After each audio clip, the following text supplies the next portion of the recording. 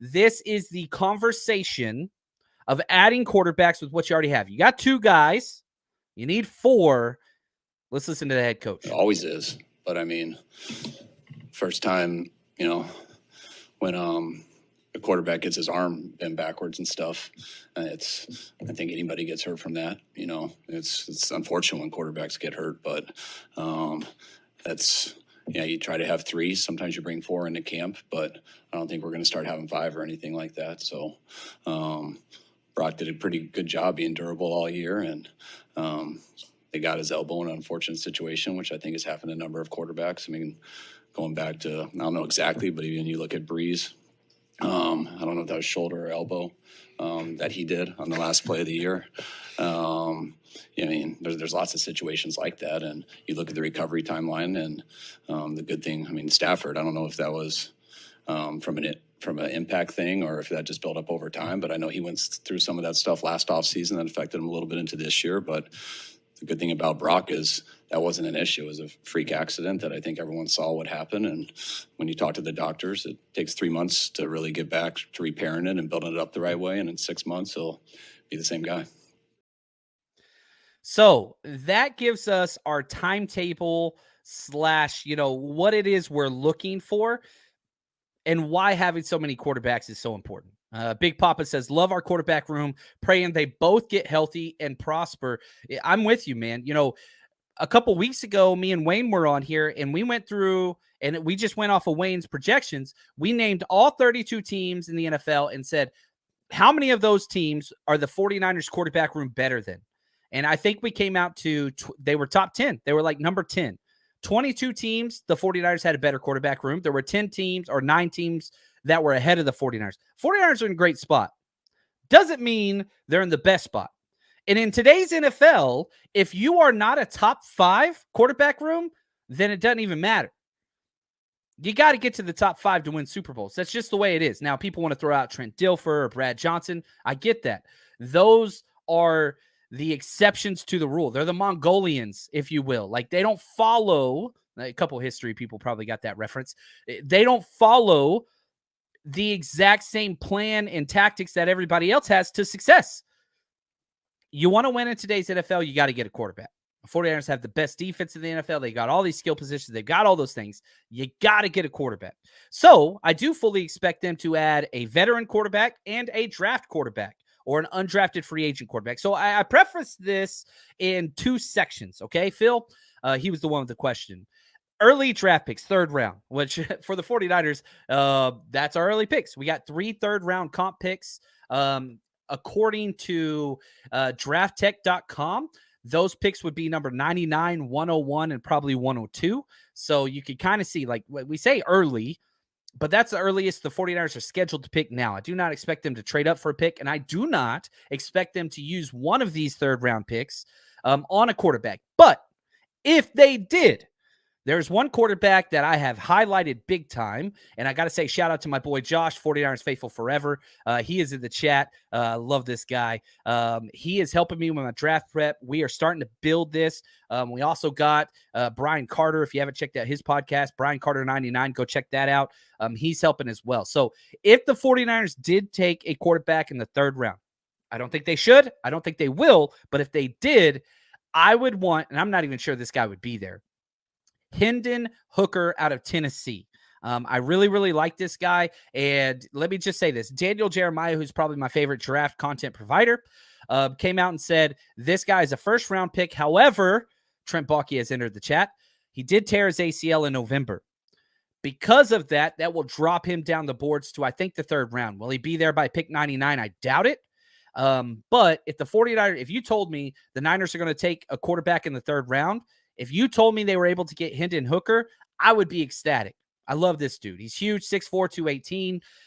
It's funny watching his film because he reminds me a little bit of Trey Lance.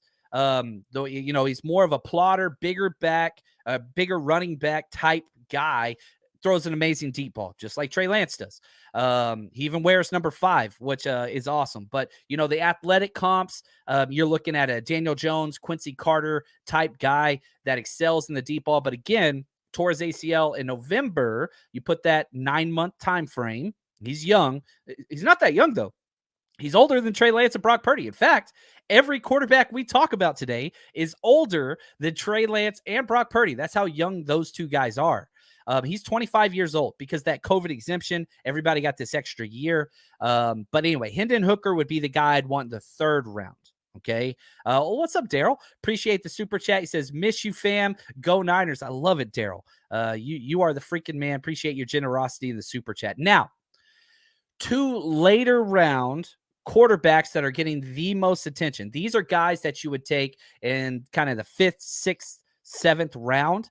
And again, you have to understand every single one of these quarterbacks, you can make the argument, well, they won't be there at that point or they shouldn't be drafted. Just like Brock Purdy. Probably 20 teams, maybe even more, did not have Brock Purdy on their big board. 49ers did, but he went 262. So, like, again, once you get to it's very difficult to predict late round picks. It's easy to pick the first round, relatively easy. Late round picks are very hard. Last year when we did our draft book, which we're going on, I think year 9 of me doing a draft book, because I started doing that just on my own because I'm weird. I think this is year 9 of us, like me making a draft book, and that's available to all of our Patreons and all that stuff. We're going way over 200 this year. Now it's going to be a little bit more, how do I say this? Less in depth on each prospect and covering more, a little bit more shallow but broader blanket, just so we could cast a wider net this year. That's the plan. But the two quarterbacks that I like later in this draft, Jake Haener. Let's just be really, really honest. Local kid, Fresno State. Everybody likes him. 6'1", 200 pounds. He's 24 years old. And there we go. Josh right there. Haener in the 5th. I think that's where he's going to go, 4th or 5th round. My favorite thing about him, he's played in 32 career games. So he's got the experience, good arm strength, not elite, super high football IQ, ball placement is everything. And he's a clutch player, like NBA Jam, right? Like he shows up and he's just a gamer. Smaller size, injuries are a concern, but the comp that we have for him is Tyler Heineke, that type of player, right? That just goes out there and outperforms. And whenever he shows up at the combine, which is relatively short, close, we're talking about a week. We're a week away from the combine, ladies and gents. He's going to fall down draft boards because he doesn't measure up. 6'1", 200. Yeah, he comes in less than that 6'1" number. If they, bumped up his height numbers just for the program or whatever else, that's going to hurt big time. If he's less than 200, that's going to hurt big time. So those are some low-level thresholds for the quarterback position that you kind of got to hit. And so if you're over 6'1", 200, now you're talking 4th round. He comes in 6 foot, 192. I hate to say, like, man, how can half of an inch and 10 pounds make that big of a difference? In today's NFL, with quarterback injuries, it matters. More quarterbacks started a game this year in 2022 than ever in the history of the NFL. Why? Injuries. And it's not just the 49ers. It was the 49ers, right? 4 quarterbacks got hurt. But Arizona Cardinals, 4 quarterbacks. Rams, 4 quarterbacks. Seahawks, they had 1 quarterback the whole time. And we're able to make, the playoffs. CJ said, what's up? Shout out to the hat if you guys are watching. This is from none other than Project Hoea. This is all custom, hand done. The legend Project Hoea. Go check him out on Instagram. Love that dude. He puts out the best stuff, jerseys, hats, whatever it is you want. So if you're ever like, man, I need a birthday present, or, I don't know what I want for Christmas or whatever, man, tell the wifey, get me a custom 49ers thing from Project Hoea on Instagram. He ain't paid me for that. I just say it. I love that dude. I support that dude. He does great work. So that's there. So that's Jake Haener. I really, really like him. I think that he would be a perfect fit, gamer type guy. And then the other is Stetson Bennett. Now, I've got him way later. I don't like Stetson Bennett. I'm just going to be honest. I was at the national championship game, Georgia versus TCU. I saw him just destroy those guys. He's 5'11", 190, so even smaller.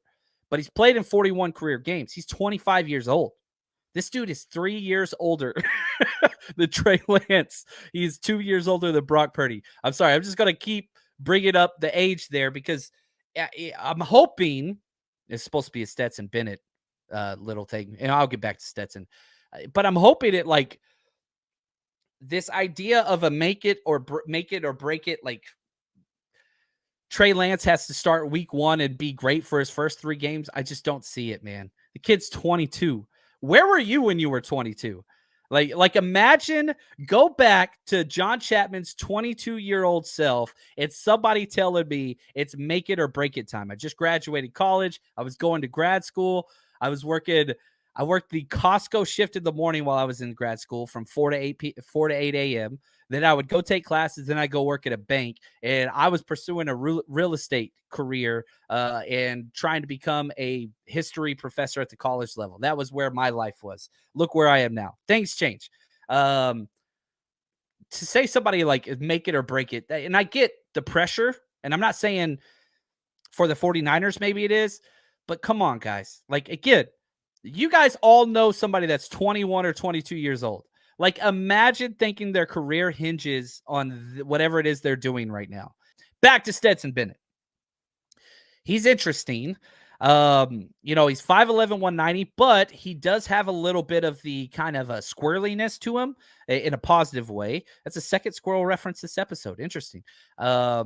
But he can pick up yards with his legs very well. Good, not elite arm strength. Can hold on to the ball too long sometimes, which I don't like.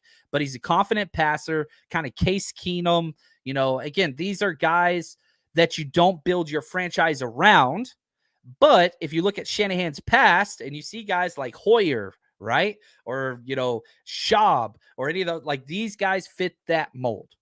I would not want to pick Stetson Bennett before the 6th round. If they picked him in the 5th, I wouldn't like it. If they got him in the 6th with their 215 pick, or at least that's where it is now, the picks still are going to change because the NFL solidifies their compensation picks between now and the combine. So we've got about a week to 2 weeks for the NFL to come out and say, these are the official picks.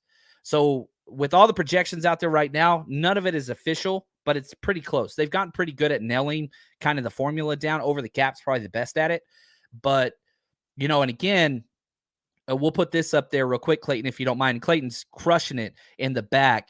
If you want to know the draft capital, again, just update real quick on draft capital and what the 49ers are scheduled to have, not official. 3 third-rounders. One of those third-rounders is the Mayhew Sala, which this is the last year you get one of those picks. Another one is the pick for Mike McDaniel. Last year you get that pick. And then this year, the Ron Carthon. Now, I need to adjust that for Carthon and D'Amico Ryans. You do not get an extra third rounder for D'Amico Ryans this year. You do not get an extra third rounder next year in 2024. You do get an extra third rounder in 2020. What would that be?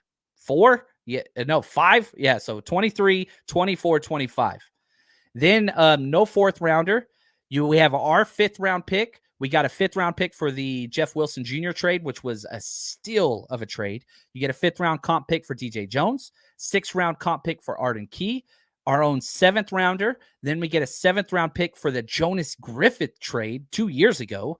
Friend of the show. It was so cool when he came on back in the day. 7th rounder for Raheem Mostert and a 7th rounder for K'Wan Williams. So that's the draft kind of schedule and where we are as far as picks. 11 picks. A lot of picks. The 49ers Rush Podcast.